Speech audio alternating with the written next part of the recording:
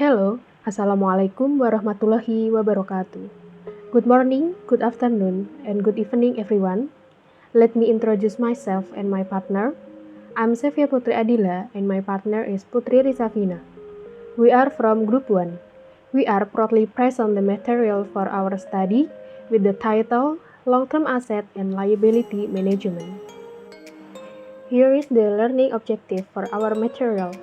The first one is explain why multinational companies consider long-term financing in foreign currencies. The second one is explain how to assess the feasibility of long-term financing in foreign currencies. And the third one is explain how the assessment of long-term financing in foreign currencies is adjusted for bonds with floating interest rates. Long-term financing decision.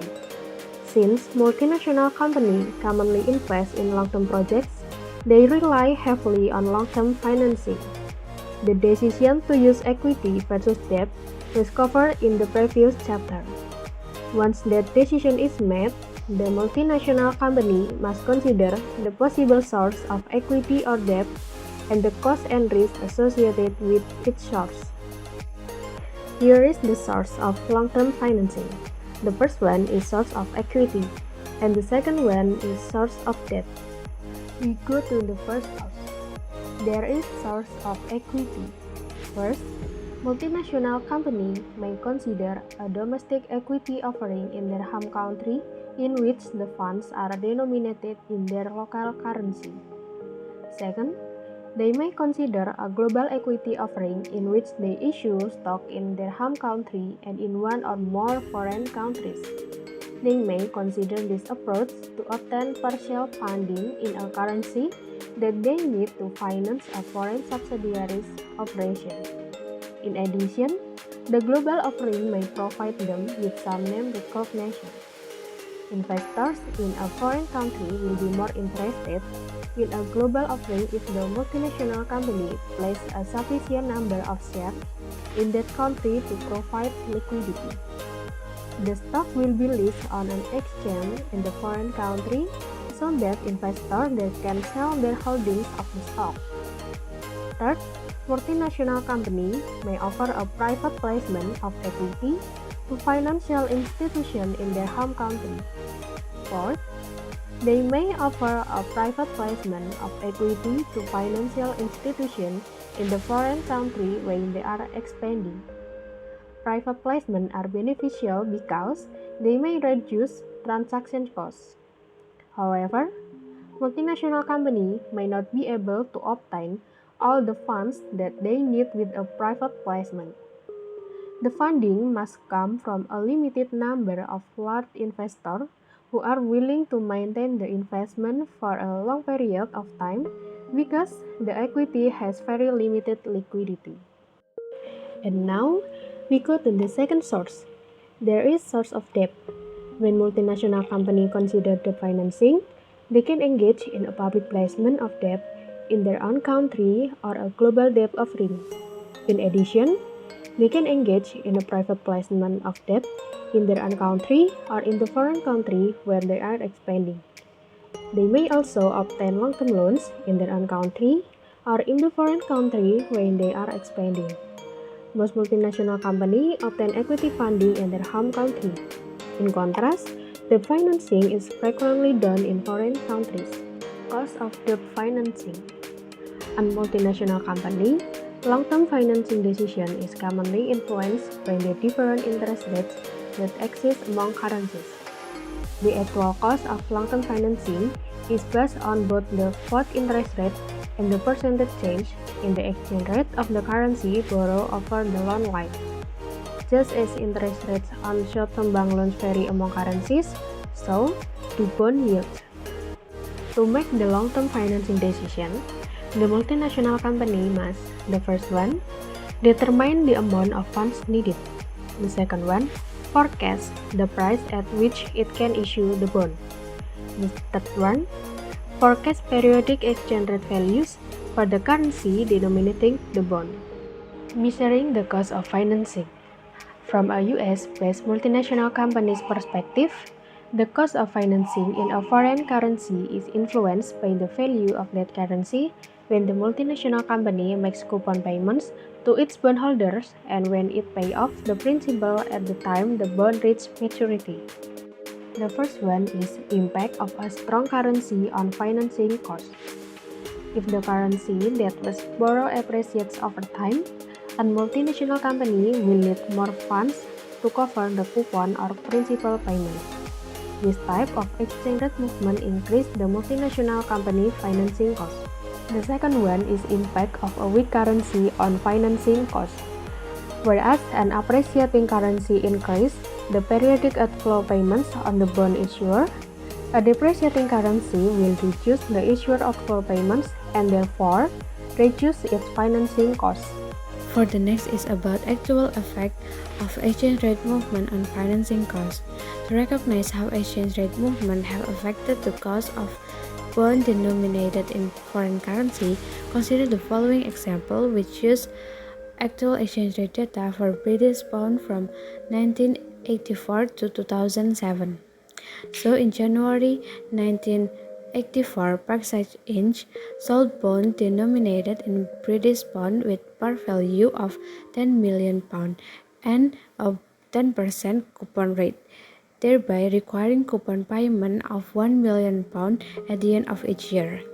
Assume that this US firm had no existing business in the United Kingdom and therefore needed to exchange dollars for pound to make a coupon payment each year. And then in 2000, when the pound was worth $1,600, the coupon payment was $1,600,000.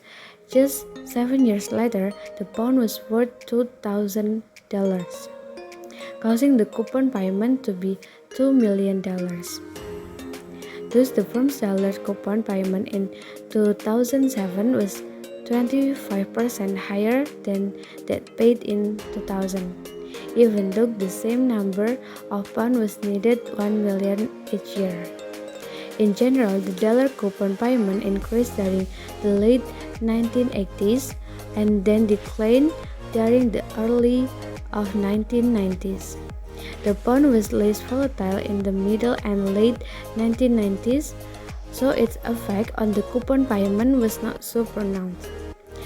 As the pound generally appreciated from 2002 through 2007, the dollar coupon payment increased again. The influence of exchange rate movement on the cost of financing with bonds denominated in a foreign currency is very obvious in this exhibit. The actual effect would vary with the currency of denomination since exchange rate do not move in perfect tandem against the dollar. Next is assessing the exchange rate risk of debt financing. To account for the potential impact of exchange rate fluctuation, MNC can use these reliable methods. The first one is use the exchange rate probabilities. In this method, the first step is compute the expected value of exchange rate for each period by multiplying each possible exchange rate by its associated probability and totaling the products. Then the exchange rate expected value can be used to forecast the cash outflows necessary to pay bondholders over each period. After that, the MNC can estimate the expected cost of financing and compare that with the cost of financing with the bond denominated in the home currency. The second method is use of simulation. After an MNC has developed its probability distribution of the foreign currencies exchange rate at the end of each period, it can fit those probability distributions into a computer simulation program. The program will randomly draw one possible value from the exchange rate distribution for the end of each period and determine the outflow payments based on those exchange rates. Consequently, the case of financing is determined. The procedure described up to this point represents one iteration. Next, reducing exchange rate risk. The exchange rate risk from financing with bonds in foreign currency can be reduced by using one of these alternative strategies. The first one is offsetting cash inflows. Some firms may have inflow payment in particular currency, which could offset their outflow payment related to bond financing. Thus, a firm may be able to finance with bonds denominated in a foreign currency that exhibit a lower coupon rate without becoming exposed to exchange rate risk. The next alternative strategy is forward contract. When a bond denominated in a foreign currency has lower coupon rate than the firm's home currency, the firm may consider issuing bonds denominated in that currency and simultaneously hedging its exchange rate risk through the forward market. Because the forward market can sometimes accommodate requests of 5 years or longer, such an approach may be possible. Another alternative is currency swaps. Currency swaps enable firms to exchange currencies at periodic intervals. Ford Motor Co., Johnson & Johnson, General Motors, and many other MNCs use currency swaps. The last alternative is parallel loans. Firms can also obtain financing in a foreign currency through a parallel or back-to-back loan, which occur when two parties provide simultaneous loans with an agreement to repay at a specified point in the future. Next is interest rate risk from debt financing. Regardless of the currency that an MNC uses to finance its international operations, it must also decide on the maturity that it should use for its debt. Its goal is to use a maturity that will minimize the total payments on the debt needed for each business unit. Normally, an MNC will not use a maturity that exceeds the expected life of the business in that country. When it uses a relatively short maturity, the MNC is exposed to interest rate risk, or the risk that interest rate will rise, forcing it to refinance at a higher interest rate. It can avoid this exposure by issuing a long-term bond or with a fixed interest rate that matches the expected life of the operations in the foreign country. The disadvantage of this strategy is that long-term interest rate may decline in the near future, but the MNC will be obligated to continue making its debt payment at a higher rate.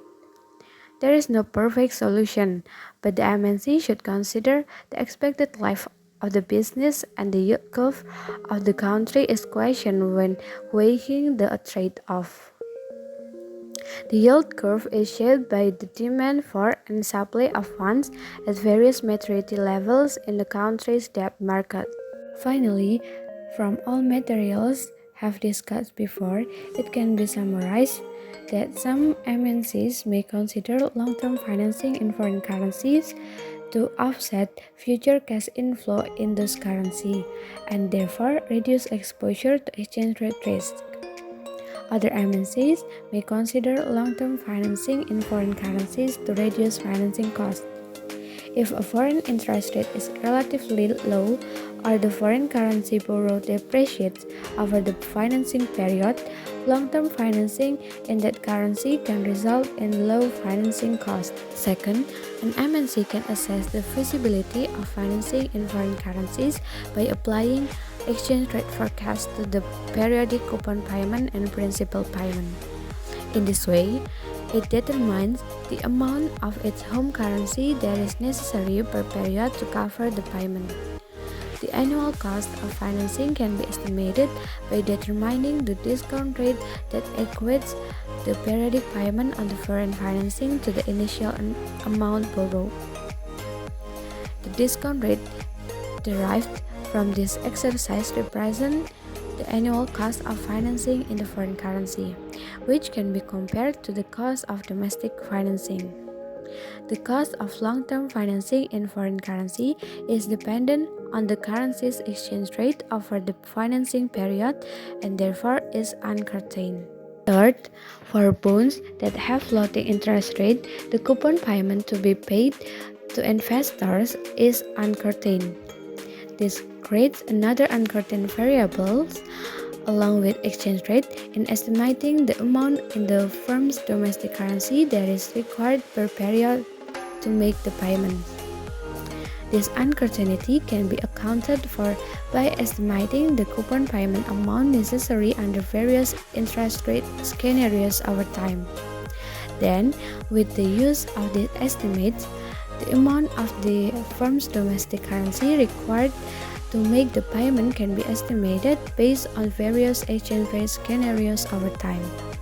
That's all materials that we can explain. Hope you can get a good understanding related to this topic.